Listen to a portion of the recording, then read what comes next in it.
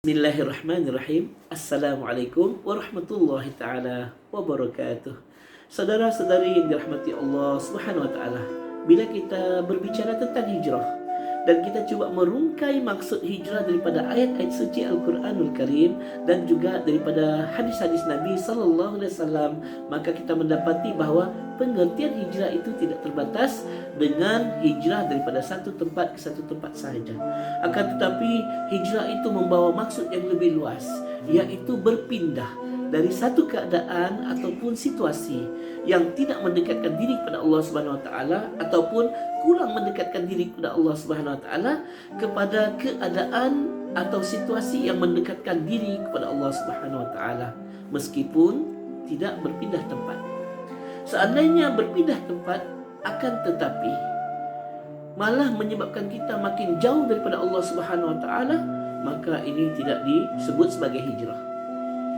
Oleh kerana momentum atau peristiwa hijrah ini sangat besar nilainya di sisi umat Islam, Khalifah kedua umat Islam, Amirul Mukminin Sayyidina Umar Al-Khattab radhiyallahu anhu, atas kesepakatan para sahabat ridwanullah alaihim ajma'in, mereka telah meletakkan tarikh perpindahan ataupun tarikh hijrah baginda sallallahu alaihi wasallam dengan para sahabat sebagai awal detik permulaan peletakan tarikh kalender Hijri.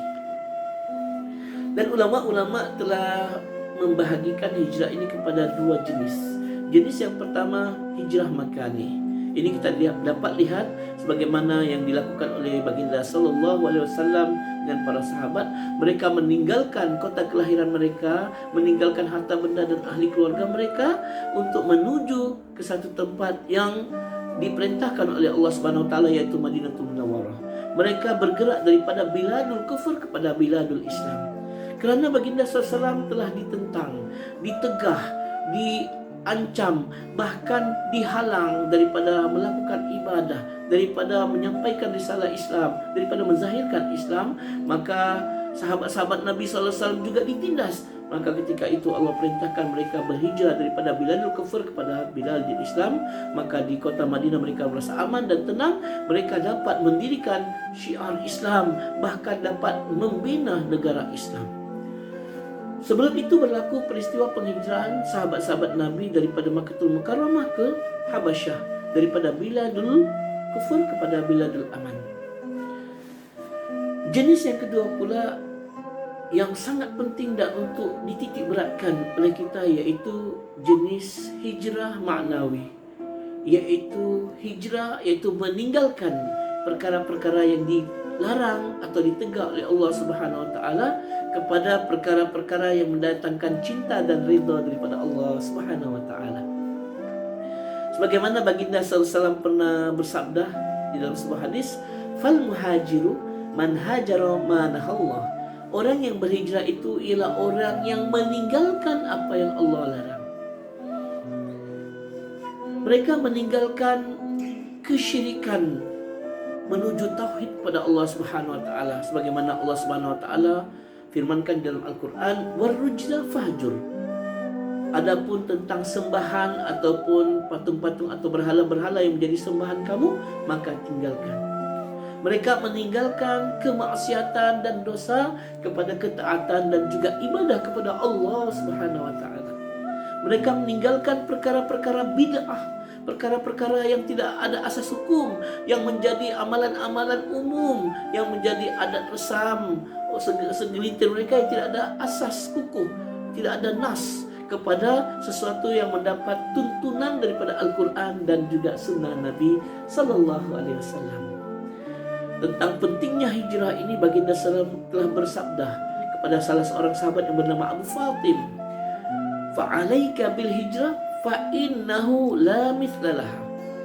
Maka hendaklah engkau berhijrah, kerana sesungguhnya tidak ada sesuatu yang tinggi daripada hijrah itu. Bagaimanakah cara untuk kita supaya bila kita berhijrah kita tidak gagal, tidak kandas, bahkan kita dapat kekal istiqomah di dalam melaksanakan hijrah kita? Yang pertama, ulama memberikan tips. Yang pertama, hendaklah kita meluruskan niat kita. Luruskan niat kita betulkan niat kita hanya semata-mata kerana Allah Subhanahu wa taala. Di dalam hadis yang semua kita hafal, innamal a'malu binniyat, sesungguhnya hanya saja perkara-perkara itu ataupun suatu perkara itu dimulakan dengan niat. Maksudnya didasari oleh niat, dilihat daripada niatnya. Faman kanat hijratuhu ila Allah wa rasulih fa hijratuhu ila Allah wa rasulih. Barang siapa yang berhijrah kerana Allah dan juga kerana Rasulnya, maka hijrah mereka itu hanya untuk Allah dan Rasulnya. Seandainya mereka berhijrah kerana dunia, kerana wanita yang nak dikahwini, kerana untuk mendapatkan kekayaan dan sebagainya, maka bergantung pada niat masing-masing. Tips yang kedua, bila kita sudah meluruskan niat, maka hendaklah kita membina satu persekitaran atau lingkungan yang baik, lingkungan yang menyebabkan kita sentiasa taat pada Allah. Bahkan kita kena memilih sahabat-sahabat yang boleh mendekatkan kita kepada Allah Subhanahu wa taala, boleh menegur kita apabila kita lari daripada landasan yang sebenar. Sebagaimana baginda sallallahu alaihi wasallam telah mengajak Abu Bakar As-Siddiq sebagai temannya ketika berhijrah, begitu juga Nabi Musa alaihissalam telah meminta kepada Allah untuk Nabi Harun sebagai pendukung, penguatnya di dalam melaksanakan dakwah kepada Fir'aun.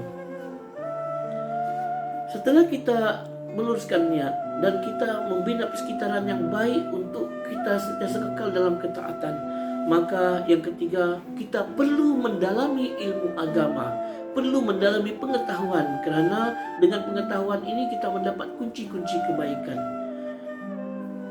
Imam Syafi'i pernah mengatakan, "Waman arada dunya fa'alaihi bil ilm, waman arada al-akhirata fa'alaihi bil ilm."